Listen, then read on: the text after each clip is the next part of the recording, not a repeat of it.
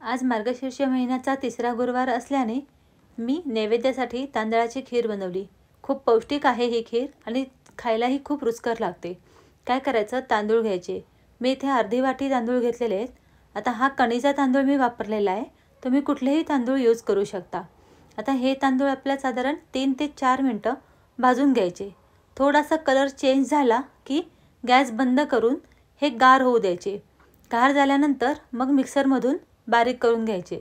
आपल्याला अगदी ह्याची पावडर तयार करायची नाही आहे, दलिया टाईप आपल्याला थोडंसं जाडसर हे बारीक करून घ्यायचे। आता ह्या अर्धी वाटी तांदळाला मी 1 लिटर दूध घेणार आहे। तर 1 लिटर दुधाची मी इथे पिशवी घेतली आणि ते मापाप्रमाणे 1 लिटर दूध काढून घेतलं। आता आपल्या पॅनमध्ये ही तांदळाची पावडर आणि दूध एकत्रच घालून घ्यायचं। ह्याला आपण तुपामध्ये वगैरे परतायचं नाही, कारण की तांदूळ ह्या दुधामध्ये पूर्ण शिजून जाणार आहे। खूप वेळ आपल्याला लागतो, पण खूप चविष्ट खीर तयार होते। आता लगेचच मी ह्याच्यामध्ये केशर घालून घेते, कारण की काय होणार आहे, ज्याप्रमाणे दूध आटत जाईल त्याप्रमाणे केशर त्याचा रंगही सोडेल आणि त्याचा स्वादही येईल। त्याचप्रमाणे मी इथे ड्रायफ्रूट्सही कट करून ह्याच्यामध्ये घालून घेते, म्हणजे तेही छान शिजतात त्यामुळे। आणि मग आता आपण इथे हलवायला सुरुवात करायची आहे। इथे आपल्याला कॉन्स्टंट हलवावं लागणार आहे, थोडेसे पेशन्स ठेवावे लागणार आहेत इथे, कारण की साधारण एक 20 ते 25 मिनिटं लागतात। साधारण अर्ध्याच्याही पेक्षा कमी दूध राहतं एवढं आपल्याला आटवायचं हे दूध। खूप छान होते ही खीर तयार। लोक वेगवेगळ्या पद्धतीने खीर बनवतात, म्हणजे तांदूळ आणि खोबरं एकत्र करूनही खीर बनवली जाते।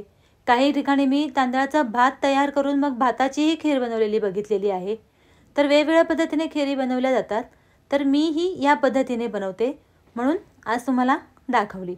खूप छान होते आणि बासुंदी टाईप लागते, कारण की खूप आपण दूध आटवतो ना ह्याच्यामध्ये, त्यामुळे फक्त ह्याच्यामध्ये एकच करायला लागतं की कॉन्स्टंट हलवावं लागतं, नाहीतर तांदळाच्या पिठाच्या त्या गाठी तयार होऊ शकतात। म्हणून आता अर्ध्याच्यापेक्षाही कमी झाल्यानंतर मग इथे साखर घालून घ्यायची, कारण की आधी साखर घातली तर मग आपल्याला गोडाचा अंदाज येणार नाही, कारण की आपण आधी जास्त साखर घातली जाईल आणि दूध आटल्यानंतर मग तो जास्त आपली ती खीर गोड होऊन जाईल।